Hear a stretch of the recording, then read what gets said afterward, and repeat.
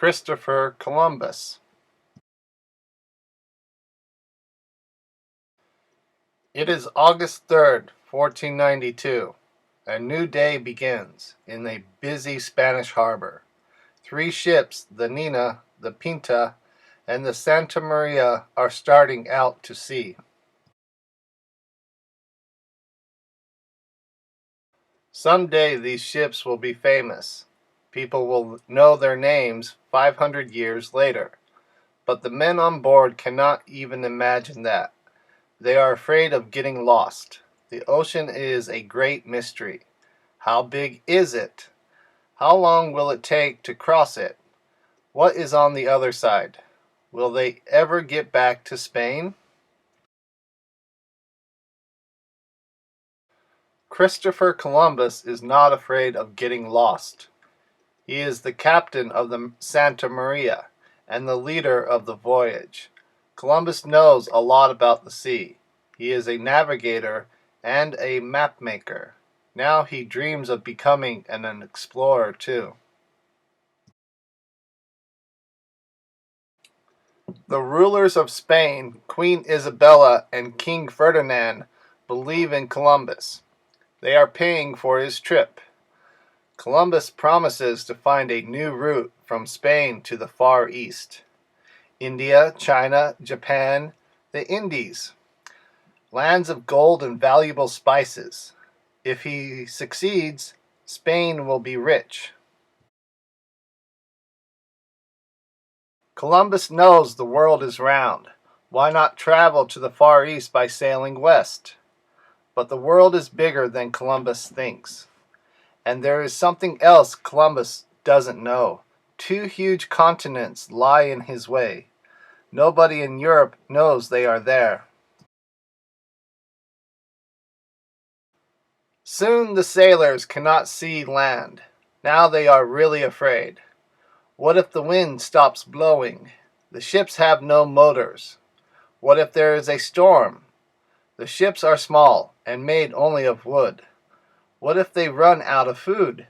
They cannot go back for more. What if they are in danger? They cannot radio for help. But the weather is good. The wind blows steadily. The sea is calm. The ships are loaded with food and water. There are extra sails and spare wood. In fact, so much is stored below, the sailors must sleep on deck. There are 19 men in all, about 30 on each ship. Most are sailors, but there is also a doctor, a carpenter, a goldsmith, and an interpreter who speaks Arabic. There are even some boys to help the sailors. Weeks and weeks go by. Now everyone is tired and scared.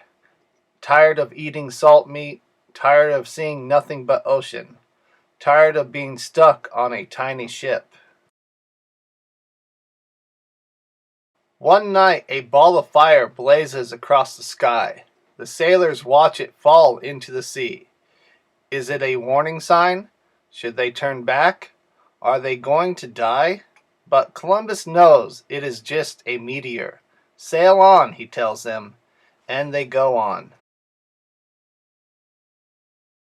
One morning the sailors see another strange sight. A blanket of seaweed covers the ocean. Will the ships get stuck? The sailors are afraid, but not Columbus. Sail on, he cries, and on they go. They have been at sea for almost 2 whole months. Where is the land Columbus promised? Columbus points to the birds flying overhead. He points to the leafy branches floating in the water. Land must be nearby. More days go by. The sailors complain loudly. Who cares about finding a new route to the Indies? They just want to stay alive. Columbus must turn back now. If he does not, they will throw him overboard. Columbus begs them to wait. Just 3 more days, he says. The first night goes by. On the second night, the lookout on the Pinta sees something ahead. The moonlight is reflecting off a sandy beach. "Land! Land!" he shouts. The message is sent from ship to ship. It is October 12th, 1492. As the sun rises, everyone can see an island.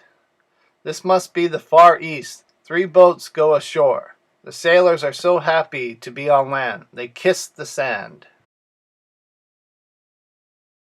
There are people on the island. Columbus calls them Indians, because he thinks he has reached the Indies. He names the island San Salvador. He says it now belongs to Spain, but the island really belongs to the people who live there. The Indians have never seen men with swords. Why have they come? What will they do? Columbus gives the Indians shiny beads and tiny bells. The Indians give Columbus soft, cool cloth and colorful birds. People in Europe do not have cotton or parrots. The Indians are wearing gold rings. Columbus asks questions with his hands. Where does the gold come from? The Indians do not understand.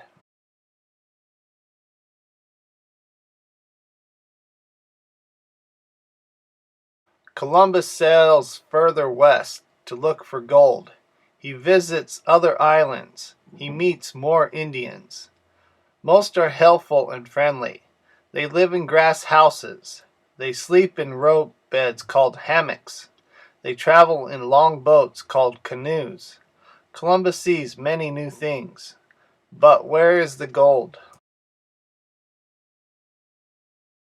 Early one morning, a strong wind drives the Santa Maria aground.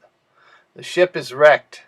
Columbus moves to the Nina, but there is not enough room for everyone on the tiny ship. Many sailors must stay behind on the island.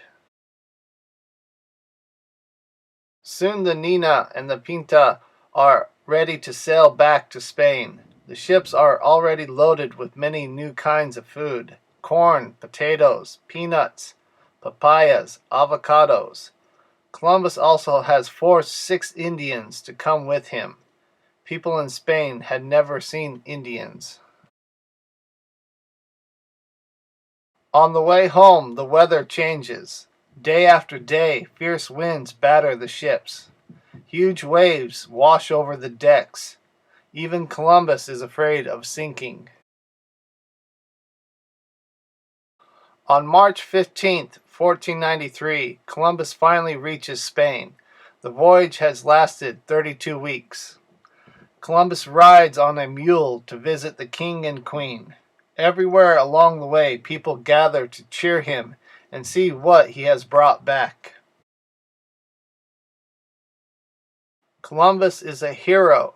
King Ferdinand and Queen Isabella listen to his stories. They call him Admiral of the Ocean Sea. They believe he has found a new route to the Indies. They have no idea that San Salvador and the other islands he visited are not a part of the Indies at all. For the rest of his life, Columbus never knows how truly great his discovery is. He has really found a new world, a world that no one in Europe knew about. It is called America.